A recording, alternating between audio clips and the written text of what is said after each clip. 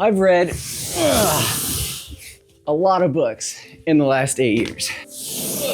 Oh boy. Yeah, those aren't gonna fit. But when it comes to making my life less chaotic, 3 books stand out above the rest. These 3, to be specific. Okay, before we jump in, I wanna just quickly recognize something.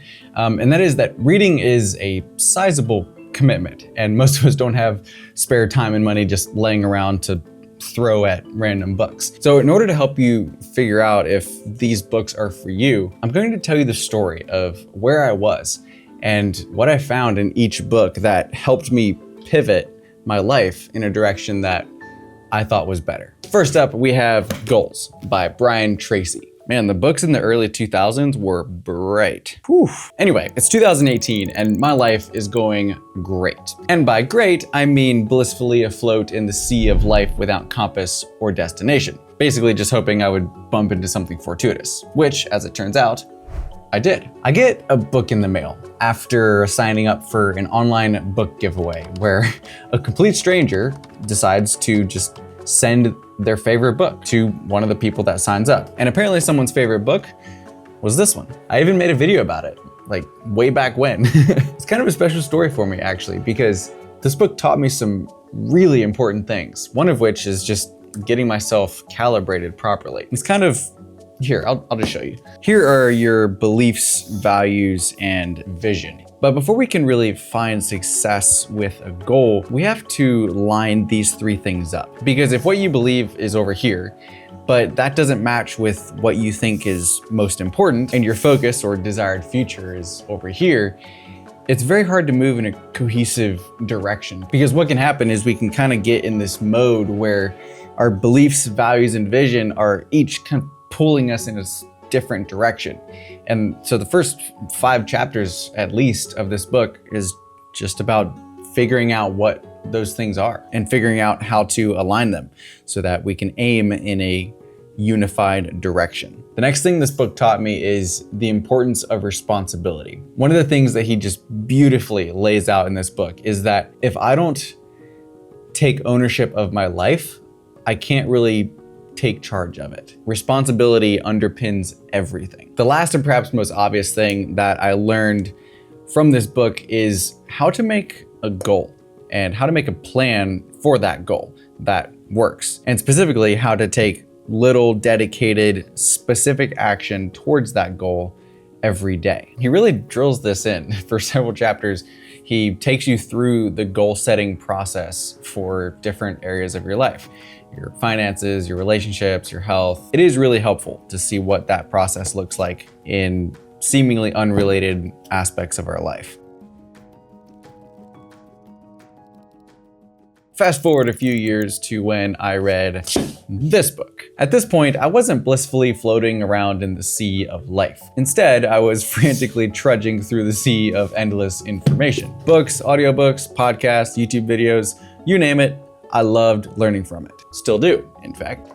But I had a really annoying problem. You see, I could finish a book and all I could remember is that it was really good, but I couldn't remember what those really good things were. And that's when my brother recommended that I read this book. Oh yeah, I don't have a dust jacket for it, so bear with me for just a second. How to Build a Second Brain by Tiago Forte. Ha, perfect. This book essentially gave me a digital filing system for all the information that I was willingly clobbering myself with. Because let's face it, when we wake up in the morning and we get walloped by the tsunami of information, we have 3 options. The first one is we can get overwhelmed and just try to ignore it. Second option is we can manage it without a system and forget most of it, in which case we basically just redirect it. Our brain naturally just filters it out for us. Good, bad, doesn't really matter. We're just focusing on not getting overwhelmed by it. Or we can use a system to capture the relevant information that we want and discard the rest. The correct answer is the third one, because it's last. Right out of the gate, this book teaches you its organization system, which is PARA. And that stands for projects, areas, resources, and archive. And unlike most systems, this one is centered around action. It's not just about labeling everything neatly. It categorizes everything based on how actionable that piece of information is. I use this system for almost everything I do digitally, whether it's my Notion setup for my YouTube videos or organizing folders on my laptop. Before reading this, my tasks and projects were just an absolute nightmare. It's kind of like if you just imagined all of the filing cabinets and bookshelves in your house and at your office just suddenly disappeared. And there's just books and papers just laying everywhere. So if that describes you, this book might be a good option for you. And if you're still kind of unsure about it and you want to see some more examples, I made a video on it breaking down how I organize my own information system. So I'll leave a link up in this corner where you can go watch it. It doesn't look like the information age is slowing down anytime soon. Last year, I was stretched particularly thin and overworked. Seems to be a common theme in my life. When my brother came in clutch yet again, also a common theme in my life. He recommended this book to me called Essentialism by Greg McKeown, I think. So I bought it and didn't read it because, you know, I didn't have time. When I finally got around to reading this book, it was probably one of the best decisions I made in regards to my chaotic, overworked, busy life. Because when I'm really, really busy, my first instinct is to search for something to help me get more done. When instead we need to do what this book talks about, which is figuring out what the essential things are. Where are the intersections that create the highest amount of contribution for your time invested? It's kind of like this. Here we have 3 circles: right thing, right reason, right time. Now, this intersection right here is the highest point of contribution. In a nutshell, this book teaches you and breaks down how to find the highest points of contribution in the plethora of things that we need to do. And he does that in 3 parts. Explore, identify the trivial many from the vital few. Eliminate, cut out the trivial many, and execute, removing obstacles and making execution effortless. Greg calls this the disciplined pursuit of less.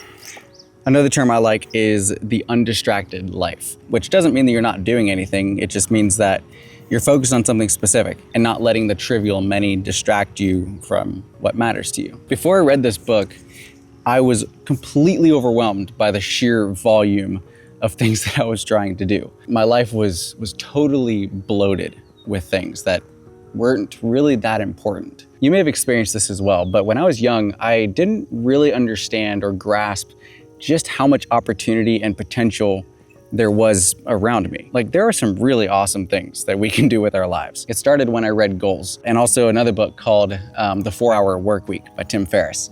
And when I read both of those, it blew my mind. I was just like, whoa, like, you mean I can actually, I can just do that? And it's like, well, yeah. Now I'm kind of in the opposite ditch, where my life is stuffed to the max with busyness. When I read this book, I kind of had the same befuddlement. It's like, my life isn't doomed to endless busyness. Like, I can slow down if I want. And it's like, well, yeah, of course there's things you can do that will help solve that so that that's not the rest of your life. And not only can we do that, but we must. Because I don't know about you, but I don't want to spend my life, the precious short amount of time I have, doing things that are trivial or that don't matter. Like, I want to focus on the things that truly matter in the grand scheme of things. We all want that, right? Like, we want a life that has meaning and that matters. And so the question I have for you is, are you going to choose, or are you going to let someone else choose for you? And this is something he really drives home in this book. He says, when you forfeit your right to choose, someone else will choose for you. And that's a really scary thing when it comes to your life and the decisions that we make.